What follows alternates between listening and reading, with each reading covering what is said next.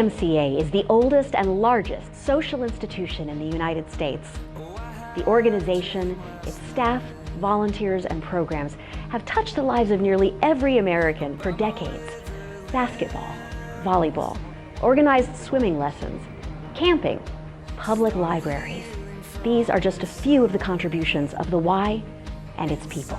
And many American fighting men today owe their lives to swimming lessons once received at a YMCA. This nonprofit has led war relief efforts as far back as the Civil War, made health and fitness accessible to millions, and has revolutionized after-school childcare.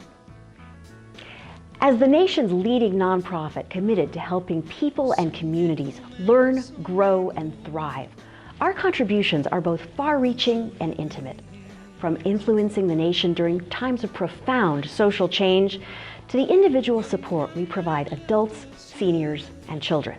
Returns for us at last.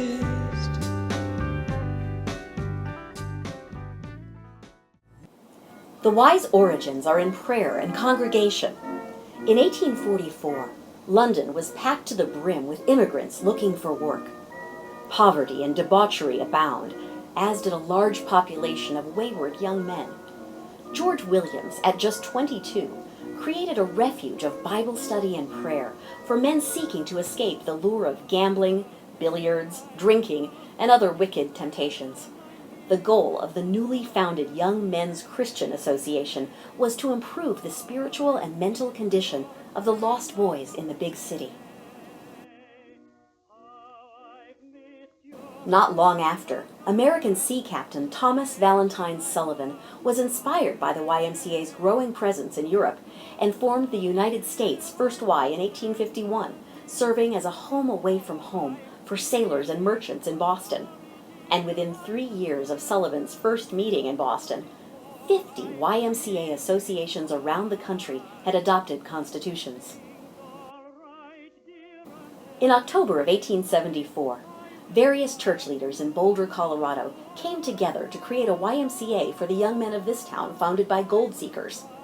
Boulder had been incorporated 3 years prior and had already been selected as the future home of the University of Colorado. The Boulder YMCA served as an outlet for socializing, reading, lectures, music, and wholesome amusement. But it wasn't until the early 20th century that the residents of Boulder saw a need to reorganize the YMCA and began raising funds for a Y building. The site, on Walnut Street in downtown Boulder, was selected in 1906. Over a 3-year period, $63,000 was raised to build and furnish the building. A parade was held in celebration of the massive fundraising efforts. The building had a pool room, banquet room, 6 dormitories, kitchen, reading room, and 27 apartments for men. For nearly 2 decades, the organization held lectures, dinners, and sporting events there.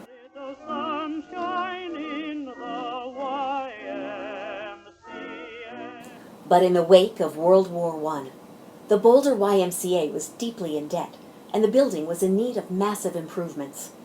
Organization leaders could only stave off the inevitable for so long. In February of 1926, the YMCA building in downtown Boulder was closed and sold. In the decades to come, the remaining Y leaders used the profit from the sale of the building to fund athletic equipment for local schools and the city's recreation department. It wasn't until 1955 that the Boulder Y was rechartered. Even without its own building, the Y hosted summer day camps in town and at Camp Ora Penn. During the early camp programs, participants would learn nature lore, camp crafts, writing, and fishing. The Y Indian Guides, Y Men's Club, and the High Y program became hugely popular for residents, fostering family bonds, boosting philanthropy, and encouraging activity. But the goal was to have a Y facility, and in 1966, with $416,000 in contributed capital, the Mapleton YMCA opened its doors. This was the beginning of a new era. In the years to come, the YMCA movement would steer its focus to health and fitness, youth sports, and after-school childcare. As the baby boomers grew their families, the need was so great for these types of programs that the Y opened a second location in the Boulder Valley in 1998. The Arapahoe Y in Lafayette is one of only a handful of Ys in the country with an indoor ice rink. And we shared our silhouettes.